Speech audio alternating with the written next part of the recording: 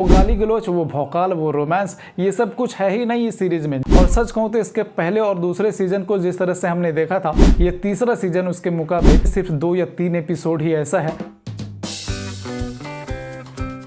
तो भाई साल 2018 में आया था मिर्ज़ापुर का सीज़न 1, जिसे लोगों ने बहुत प्यार और सपोर्ट किया और उसमें हर एक एक्टर के किरदार को उसके ही अकॉर्डिंग रखा गया था और सब ने अपने अपने किरदार को बहुत ही बेहतरीन तरीके से निभाया भी था। फिर 2 साल बाद यानी कि 2020 में आया था इसका सीज़न 2 और तब भी लोगों ने इसे भर भर के प्यार और सपोर्ट किया और अब पूरे 4 साल बाद आया इसका सीज़न 3।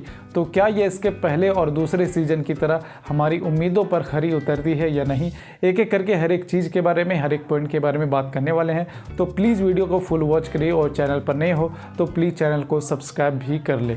तो सबसे पहले तो आपको ये बता दूं कि अगर आपने इसके पहले और दूसरे सीज़न को नहीं देखा है तो इसके तीसरे सीज़न के कैरेक्टर को समझने में आपको थोड़ी बहुत दिक्कत हो सकती है, क्योंकि इसमें कुछ नए कैरेक्टर भी जुड़ गए हैं। तो देखो, इसके तीसरे सीज़न की शुरुआत वहीं से होती है जहाँ से इसका दूसरा सीज़न ख़त्म हुआ था। मतलब मुन्ना और कालीन भैया को मारने के बाद मुन्ना की जलती हुई बॉडी को यहाँ पे दिखाया गया है, पर कालीन भैया की तलाश जारी है। इस सीरीज़ के 5वें एपिसोड तक की कहानी मिर्ज़ापुर की गद्दी को लेकर और उसके सारे बाहुबली को लेकर उसके ही इर्द गिर्द घूमती रहती है, जहां कालीन भैया, गुड्डू पंडित, शरद शुक्ला, गोलू गुप्ता और माधुरी को विशेष तौर पर दिखाया जाता है और फिर 5वें एपिसोड के बाद ये थोड़ी सी रफ्तार पकड़ती है। 10 एपिसोड की इस सीरीज में सिर्फ 2 या 3 एपिसोड ही ऐसा है जो देखने के लायक है, बाकी के एपिसोड में कहानी को खींचा गया है। विरासत और गद्दी की इस लड़ाई में पॉलिटिक्स पूरी तरह से घुस गई है और कहानी जैसे जैसे आगे बढ़ती है इस पॉलिटिक्स को बर्दाश्त करना उतना ही ज़्यादा मुश्किल होने लगता है। और सच कहूँ तो इसके पहले और दूसरे सीजन को जिस तरह से हमने देखा था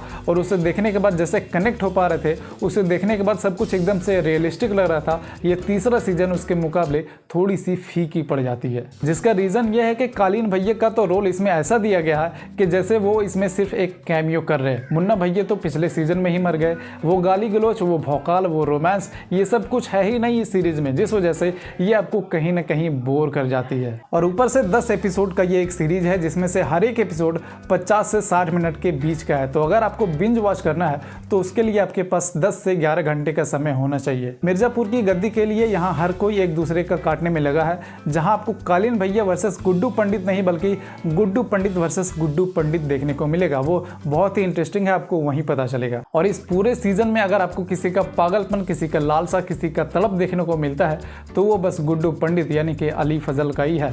उनकी बॉडी लैंग्वेज से लेकर उनका पूरा पागलपन तक सब कुछ एकदम से रियलिस्टिक लगेगा। वहीं कालीन भैया जिस तरह से खुद को हारा हुआ महसूस करता है और फिर वो जिस तरह से कमबैक करता है, ये ट्रांसफॉर्मेशन भी आपको जरूर पसंद आएगा। ओवरऑल ये सीरीज भी ठीक ठाक है, पर इसके पहले और दूसरे सीजन के मुकाबले ये मुझे थोड़ी सी फीकी लगी। बाकी आपको ये सीजन 3 कैसा लगा प्लीज़ कॉमेंट सेक्शन में ज़रूर लिखिएगा। आज के लिए बस इतना ही, बाय।